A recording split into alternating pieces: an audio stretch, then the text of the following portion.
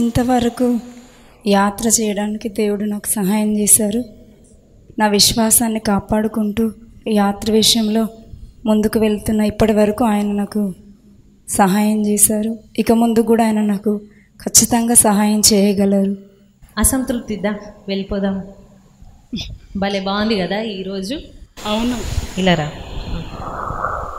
సరే. ఈమెవరు కొత్తగా కనబడుతుంది? ఇంకేంటి అదే బ్యాచ్ కావచ్చు, చూద్దాం.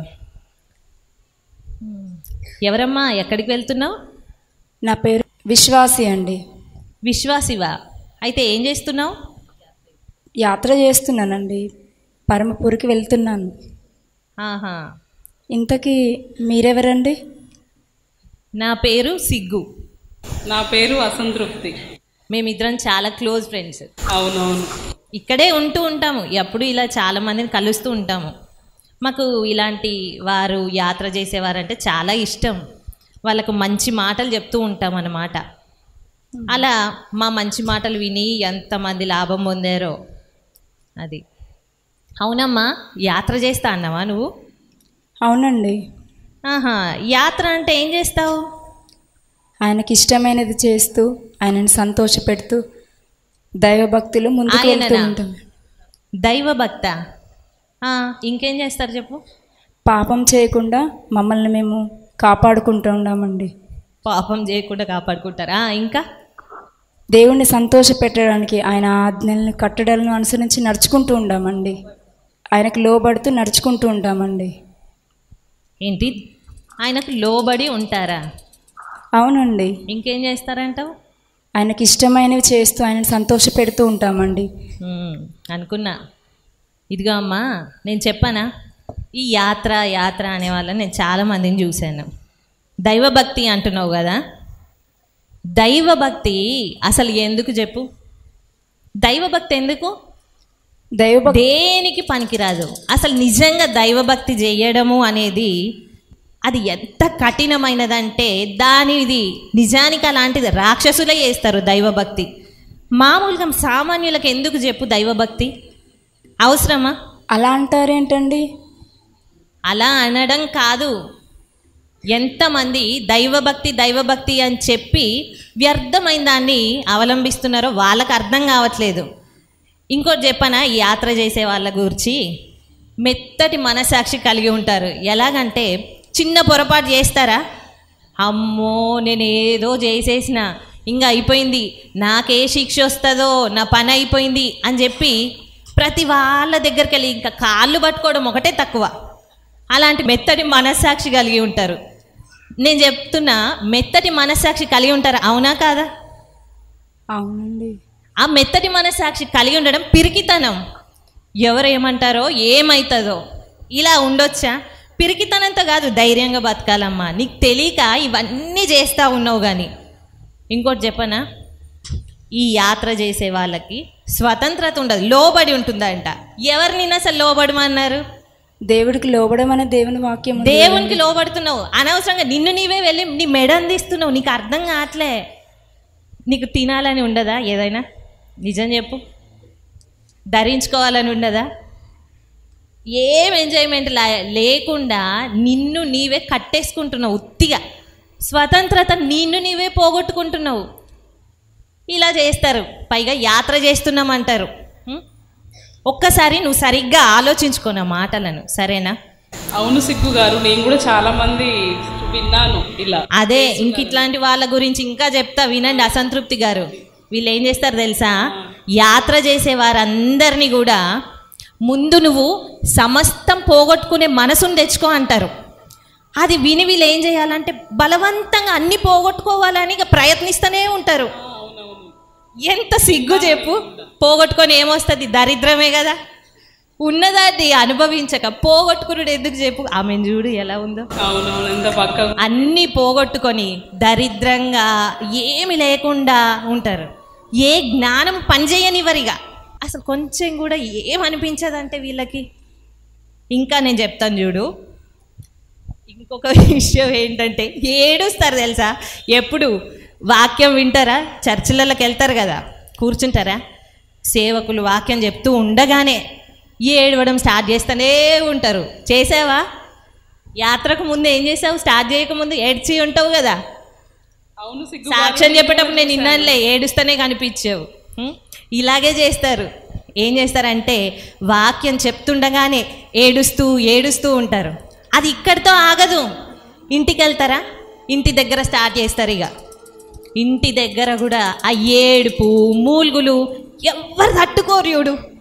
చూసి ఏమైంది నీకు, సడన్గా ఏమన్నా వ్యాధి ఏమన్నా వచ్చిందా అని అడిగినా వీళ్ళకి జవాబు ఉండదు. వాళ్ళి చూడు మొహం ఎలా పెట్టిందో. ఇంకా ఏం చేస్తారు అనుకునేవు తెలుసా? ఏదైనా తీసుకున్నారనుకో వేరే వాళ్ళది, అయిపోయింది. వాళ్ళ దగ్గరికి వెళ్ళి నేను ఇది తీసుకున్నా అని చెప్తారు. అవునండి, దేవుడు తీసుకున్న వాళ్ళది ఇవ్వాలని చెప్పేవులే. ఏదంటే అది తెలియని విషయం అయితే మరలా వెళ్ళి నేను ఇది తీసా అది తీసా అని ఉన్నదంతా చెప్తే వాళ్ళు ఏమైనా గొప్పగా ఎంచుతారు అనుకుంటున్నావా? నీ మటుకు నువ్వు అట్లా అనుకుంటున్నావు, కానీ నీచంగా చూస్తారు. అనవసరంగా వెళ్ళి అవి ఇవి చెప్పడం ఎందుకు? చూసావా ఆమె మొహం ఎట్లా అయిపోయిందో? నాకు తెలుసు, అందుకే చెప్తున్నా ఇవన్నీ కూడవు. ఇప్పటికైనా మంచిగా ఉంటే బాగుంటుంది. అసంతృప్తి గారు నేను చెప్పలేకపోతున్నా, నువ్వు చెప్పు. మంచిగా భుజగించు ఆమెను. Okay okay. అమ్మా నీకేమైనా జాబ్ ఉందా? ఎక్కడు తెలుస్తలేదా? ఉందా అమ్మ? ఏమైనా జాబ్ చేస్తున్నావా? ఉన్నావా? ఎందుకు? మీ తల్లిదండ్రులు చదివించారు కదా, ఏమైనా జాబ్ చేసుకోవాలి కదా. యాత్ర అని అటు ఇటు తిరుగుకుంటుండే ఎలా అమ్మ? జాబ్ చేసుకోవాలి కదా. ఈ యాత్రలో నీకు ఏమైనా సంతోషం కలిగిందా? మరి యాత్ర చేస్తున్నావు, సంతోషం అంటే మొహం చూస్తే తెలుస్తలే, ఏమైనా సంతోషంగా అనిపిస్తుందా? అట్లా కొంచెం కూడా సంతోషం లేదు. యాత్ర చేస్తాను అంటున్నావు, అస్సలు సంతోషం అవునా సంతృప్తి గారు? నాకైతే ఆమె మొహంలో దుఃఖమే కొట్టొచ్చినట్టు కనబడుతుంది. సంతోషం కనిపించట్లేదు, పాపం అనిపిస్తుంది. సంతోషము మీరు పైన చూస్తున్న హృదయంలో దేవుడిచ్చే ఆనందం ఉంది. హృదయంలో సంతోషం ఎవరు చూస్తారు? ఇప్పుడు బయట కనిపించే వాళ్ళు మన పైనది చూస్తారా, లోపల మన హృదయం సంతోషంగా ఉందని చూస్తారా? నీ తల్లిదండ్రులకు నువ్వు యాత్ర చేస్తున్నావు అని తెలుసా? తెలుసండి. సంతోషంగా ఉన్నారా? వాళ్ళ పర్మిషన్తోనే యాత్ర చేస్తున్నావా, లేకపోతే వాళ్ళకి తెలియకుండా చేస్తున్నావా? వాళ్ళకి తెలుసండి. అదే అంటున్నా, వాళ్ళు సంతోషంగా ఉన్నారా? చూసావా? లేరు. బాధ పెట్టద్దని చెప్పు ఆమెకు, వాళ్ళ తల్లిదండ్రులని బాధ పెట్టద్దు కదా. ఆమె కూడా దేవుని చిత్తం చేయాలండి. ఫ్రెండ్స్ కూడా లేకపోయిండొచ్చు. చూడు ఒంటరిగా ఉండదు. నువ్వైతే చూడు నాకు ఎప్పుడు తోడుగుంటావు. నీ ఫ్రెండ్స్ వదిలిపెట్టినట్టున్నారు నాకు తెలియదు. ఆయన ఎప్పుడు తోడుగుంటారండి అనిపిస్తుంది. అందరిని వదిలిపెట్టి వచ్చావని ఈ లోక స్నేహం. పేరెంట్స్ అలా వదిలిపెట్టి రాకూడదు కదా యాత్ర కోసము. అయ్యో, ఆయన ఎప్పటికీ తోడుగుంటారండి. ఆయనే మంచి స్నేహితుడండి. ఈ యాత్ర చేయడంలో అసలు నీకు ఏం లాభం కలిగింది? ఏం సంతోషం కలిగింది? ఏం లేదు. ఏమొచ్చిందని? నీ పేరేమన్నా ఎవరికైనా తెలిసిందా? ప్రఖ్యాతి వచ్చిందా? ఏమైనా సంపాదించినావా? కీర్తి ప్రతిష్ట ఏమన్నా ఉందా? ఒక లగ్జరీగా బ్రతుకుతున్నావా? అవి ఇక్కడ లేకపోవచ్చండి, కానీ వెళ్ళే స్థలంలో అవన్నీ దొరుకుతాయండి. పరమపురిలో దొరుకుతాయండి కదా. ఇప్పుడు కావాలి కదా, ఎప్పటిదో దానికి ఎందుకు? ఇప్పుడు నీ హృదయంలో నీకు సంతోషం ఉందా లేదా అనేది జనాలు చూస్తారు కదా. ఆ ప్రతి వారు అడగట్లేరా నిన్న అమ్మ ఏం చేస్తున్నా? అది కొంచెం వరకే కదండి. ఈ లోక సంబంధమైన సంతోషం కొంచెం వరకే. ఆమెకు మనం అడిగే వాటికి జవాబు లేదు. చూడు మొహం ఎర్రగా అయిపోయింది. మనుషుల దృష్టిలో గొప్పగా ఉన్నది దేవుని దృష్టికి అసహ్యమైనదండి. మనుషుల దృష్టిలో గొప్పగా ఘనముగా ఎంచినది దేవుని దృష్టికి అసహ్యమైనదండి. అయినా మీకు ఇక్కడ గురించే తెలుసు అనుకుంటా, దైవ సంబంధమైన విషయాలు ఏమీ తెలియదు అనుకుంటా. అయినా ఎప్పుడైనా దేవుడి గురించి విన్నారా అండి? అసలు నీకు ఏ తృప్తి ఉందని? సంతృప్తి కలిగిన దైవభక్తి గొప్ప లాభ సాధకమని దేవుని వాక్యం ఉందండి. నాలో సంతృప్తి ఉందండి. చెప్పినావులే, బాలయ్య చెప్పావు కానీ సరే సరే పద వెళ్ళిపోదాము. ఎందుకు ఈ జీవితం చెప్పు? మంచిగా ఉన్నావు, నీ లైఫ్ ఎంజాయ్ చేయొచ్చు, వెళ్ళు. అనవసరంగా సిగ్గుగారు చెప్పింది వినమ్మా, మంచి నువ్వు కాదండి. కాదు, అసంతృప్తి అంత చెప్పినా నీకు అర్థం కావట్లే. బిక్క మొహం వేసుకొని ఎందుకు ఇదంతా ఎంజాయ్ చేయదు? బాగుంటది కదా. కాదండి, లేదండి, అది అసలు సంతోషం ఉండదు. నువ్వు ఇలా పేరెంట్స్ ఈ సంతోషం కొంతకాలమే అండి. ప్రయాణం చేయడం వల్ల నీకు ఏమైనా సంతోషం లేదు కదా. సిగ్గుగారు కూడా చెప్తున్నారు కదా, వినండి. నేను చెప్తున్నాను కదా, వినండి. ఈ సంతోషం కొంతకాలమే అండి. పద వెనక్కి సిగ్గు గారు చెప్పింది వినండి, ఓకేనా? సరే మళ్ళీ కలుస్తానే, కలువు. సరేలే పద. ఏంటండి ఆ, అయినా మీకు సిగ్గున్నట్లు కనబడట్లేదండి. నాకు నాతో ఎందుకు వస్తున్నారండి? సిగ్గే లేదు, నేను వదిలేదు లేదు. వద్దండి, వద్దు వద్దు, రావద్దు.